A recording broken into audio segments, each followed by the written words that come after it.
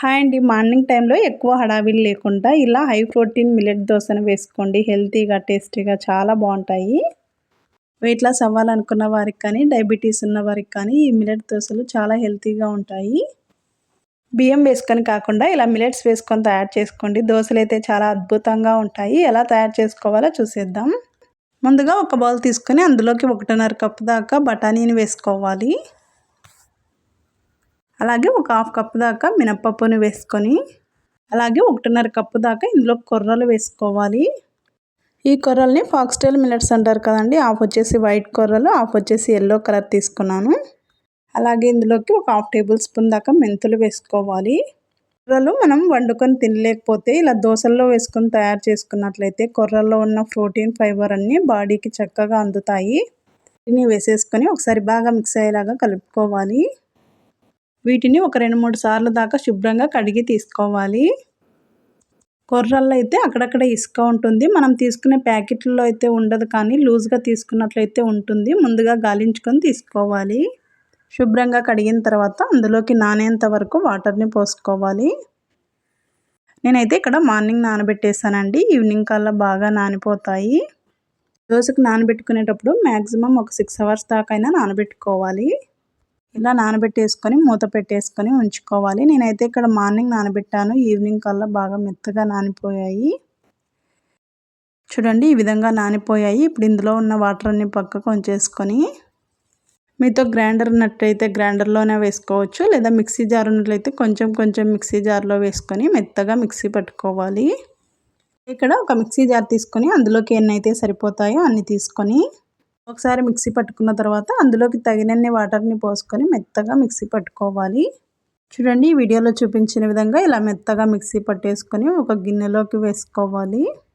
అలాగే మిగిలిన వాటిని కూడా ఇదే విధంగా మిక్సీ పట్టేసుకొని తీసుకోవాలి. చూడండి, మనకి పిండి అయితే ఎక్కడా బరకగా లేకుండా ఇలా మెత్తగా రుబ్బుకోవాలి. ఈ విధంగా రుబ్బేసేసుకొని మూత పెట్టేసుకొని ఓవర్ నైట్ అంతా నాననివ్వాలి. ఇలా నానబెట్టుకున్నట్లయితే మనకి పిండి అనేది చక్కగా నానిపోతుంది. మార్నింగ్ దోశలు కానీ, ఇడ్లీలు కానీ చాలా బాగా వస్తాయి. చూడండి, పిండి అంతా బాగా నానిపోయి పైకి వచ్చేసింది.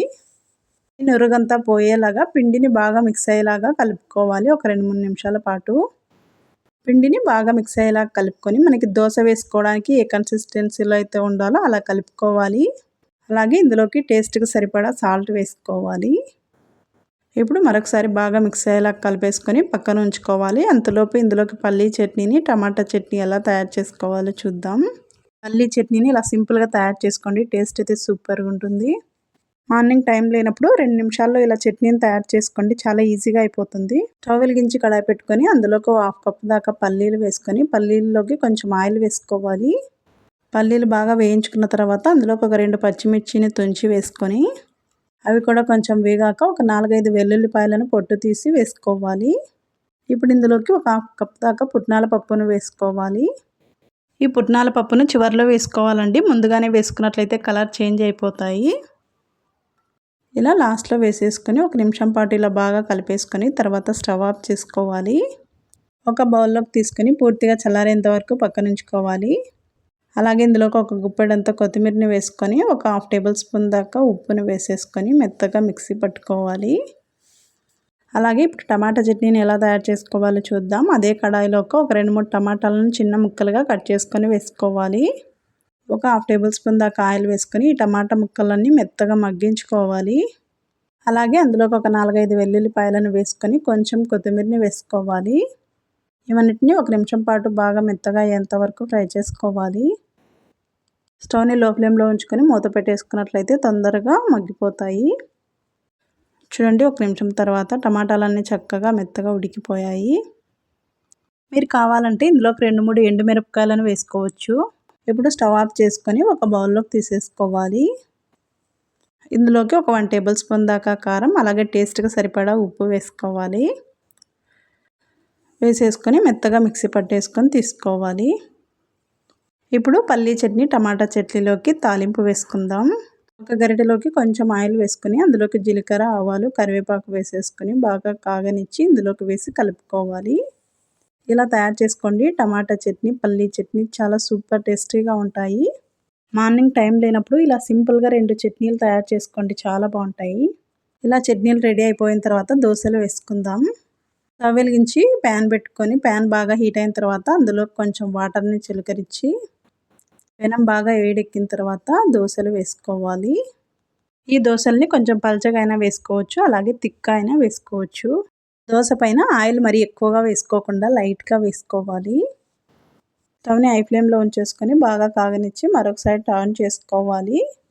దోశలు మంచి కలర్ వచ్చేంత వరకు ఉంచుకోవాలంటే ఇంకాసేపు ఉంచుకొని తర్వాత టర్న్ చేసుకొని మరొక సైడ్ కూడా కాల్చుకోవాలి. ఇలా 2 వైపులా టర్న్ చేసుకొని మంచి కలర్ వచ్చేంత వరకు వేయించుకొని తీసుకోవాలి. పల్చగా అయినా వేసుకోండి, థిక్ అయినా వేసుకోండి. ఈ దోశల్ని ఎలాగైనా వేసుకోవచ్చు. మనం బియ్యం దోశలు ఎలా అయితే వేసుకుంటామో అలాగ వేసుకోవచ్చు. ఇలా ఎన్ని కావాలంటే అన్ని దోశల్ని వేసేసుకోవచ్చు. దోశలు పిల్లలకి 1-2 సార్లు చేసి పెట్టండి. పిల్లలైతే చాలా ఇష్టంగా తింటారు. హెల్తీగా, టేస్టీగా చాలా బాగుంటాయి. కావాలంటే ఈ దోశల పైకి మీరు కొంచెం గీ వేసుకొని అయినా కాల్చుకోవచ్చు. ఇలా దోశను బాగా కాగనిచ్చుకోవచ్చు. స్టవ్ని మీడియం టు హై ఫ్లేమ్లోకి మార్చుకుంటూ 2 వైపులా కలర్ వచ్చేంత వరకు వేయించుకొని మరొక సైడ్ టర్న్ చేసుకోవాలి. ఎక్కడ విరిగిపోకుండా దోశలు అయితే పర్ఫెక్ట్గా వస్తాయండి. మీరు కూడా ఒకసారి తప్పకుండా ట్రై చేయండి. అంతేనండి, ఇలా తయారు చేసుకొని టమాటా పల్లీ చట్నీతో సర్వ్ చేసుకోవడమే. ఎంతో టేస్టీగా ఉండే హెల్తీ మిల్లెట్ దోశ. మీరు కూడా ఒకసారి తప్పకుండా ఈ దోశను ట్రై చేసి మీ ఫీడ్బ్యాక్ని కామెంట్ రూపంలో తెలియజేయండి. ఈ వీడియో మీకు నచ్చినట్లయితే లైక్ చేయండి, షేర్ చేయండి, సబ్స్క్రైబ్ చేసుకోండి. Thank you for watching friends.